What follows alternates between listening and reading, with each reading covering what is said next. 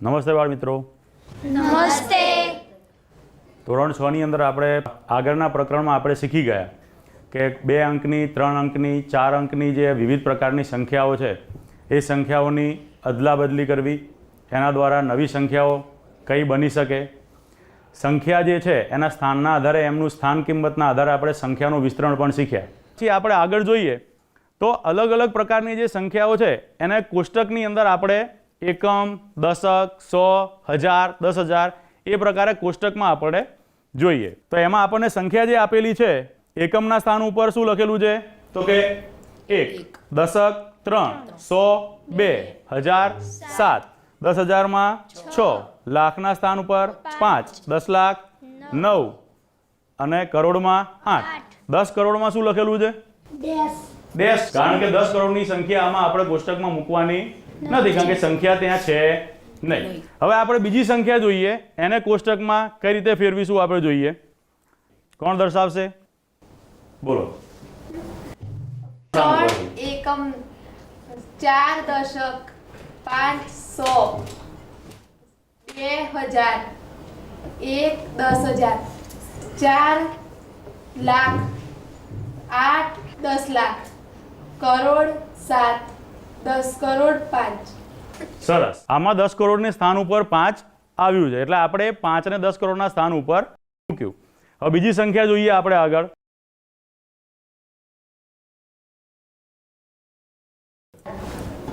દશક 1, 100 9, 1000 8, 10,000 2, લાખ 5, 10 લાખ 7, કરોડ 3. 10 કરોડના સ્થાન ઉપર ડેશ. કારણ કે 10 કરોડના સ્થાન પર કોઈ સંખ્યા છે નહીં. હવે એના પછીની સંખ્યા એક આપણે જોઈ લઈએ. એકમ 7, દશક 6, 100 5, 1000 1, 10,000 3, લાખ 8, 10 લાખ 9, કરોડ 1.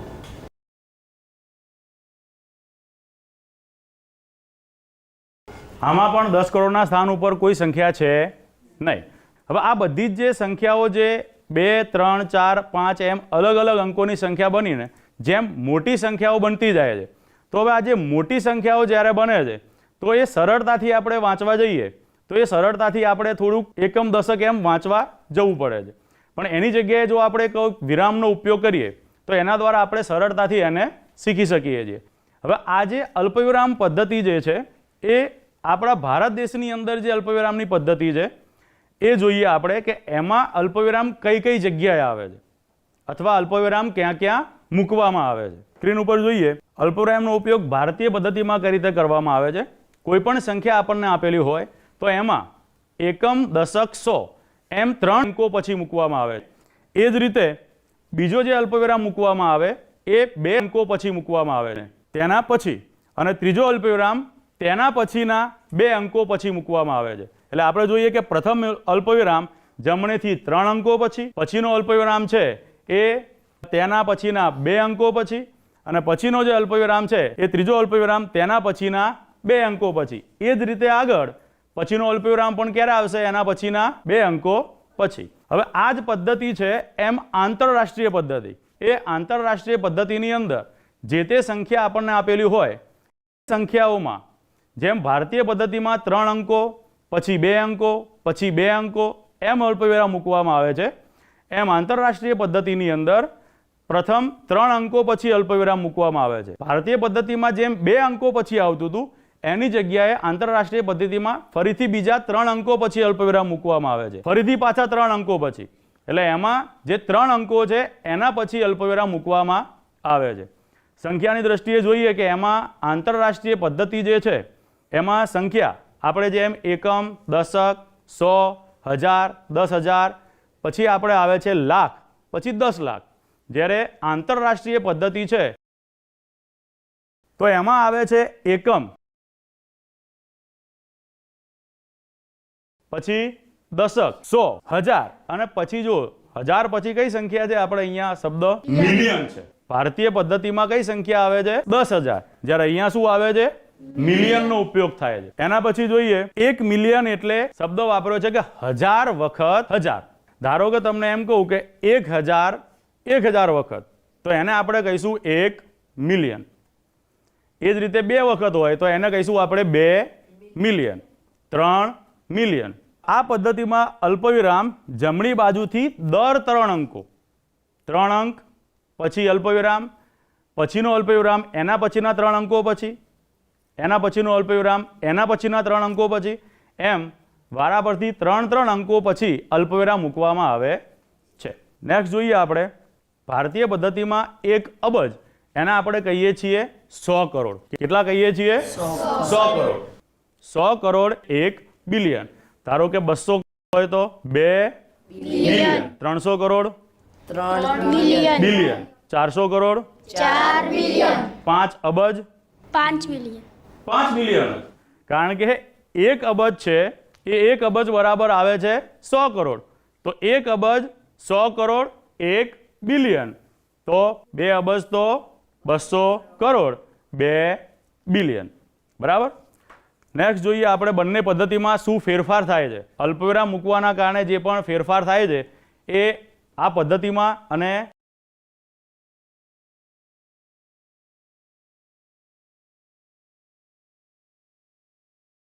ભારતીય પદ્ધતિ જે છે એ ભારતીય પદ્ધતિમાં આપણે જોયું કે 3 અંકો પછી અલ્પવિરામ, પછીના 2 અંકો પછી અલ્પવિરામ, પછીના 2 અંકો પછીનું અલ્પવિરામ.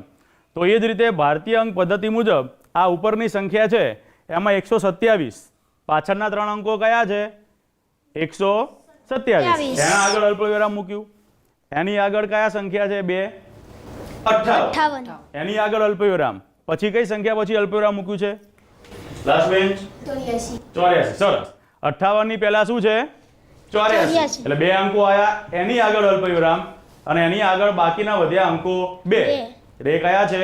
56. એટલે આ જે આખી સંખ્યા છે એ આપણે ભારતીય પદ્ધતિમાં જોઈ. હવે પછીની આંતરરાષ્ટ્રીય પદ્ધતિમાં કેટલા અંકો પછી આપણે અલ્પવિરામ મૂકવાના છે? કોણ કહેશે? કેટલા અંકો? 3. સરસ.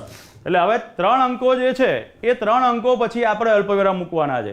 તો જે ઉપરની જ સંખ્યા આપેલી છે એમાં હવે મને કહી શકશો કે કઈ કઈ સંખ્યા પછી અલ્પવિરામ મૂકવામાં આવશે? કોણ કહેશે? 568, 458, 127.